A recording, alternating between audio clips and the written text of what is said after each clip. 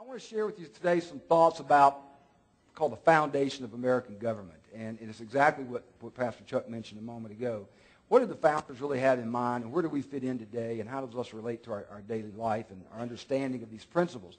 And why is it important to talk about foundations? Because the Bible tells us that if the foundations be destroyed, what can the righteous do? And so it's critically important to us to have this understanding of the foundation of our government system. And there's two basic principles. There's two founding principles that our forefathers put into place. Y'all know about our forefathers, right? The four guys that wrote the Constitution? It was actually more than four, all right? In fact, depending on how you might define a founding father, maybe 250 of them or so. If you count the ones that signed the Declaration, the ones that signed the Constitution, the ones that were involved with the Bill of Rights, the first president, first several presidents, first several Congresses, Supreme Court justices, etc., heroes of the American Revolution, those that were educators at the time that were highly influential in the founding era, maybe 250 or so. And they had a lot of things in common. And I think if you were kind of to boil down their thoughts and principles, it would come to two basic fundamental principles. Number one, government must have a moral foundation.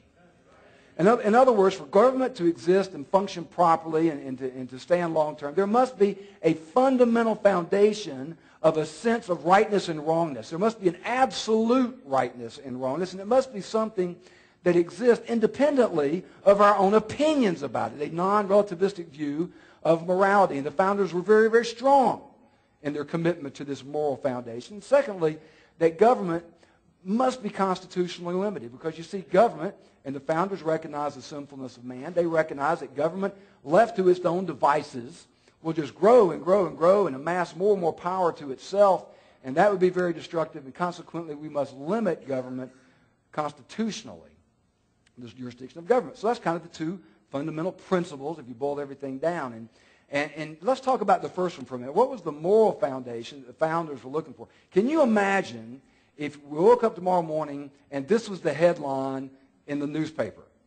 The Supreme Court rules America is a Christian. Can you imagine what would happen? The ACLU would have a heart attack. I mean, they would just, the Americans, the separation of church, they'd have a flopping fit. I mean, who knows? I mean, the turmoil that it would generate.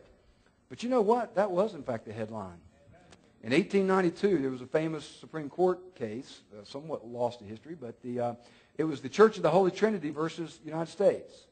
And this is a very interesting ruling in that in 1892, the court went to quite some length to articulate the founding nature, the Christian heritage of our country. They went all the way back to Columbus.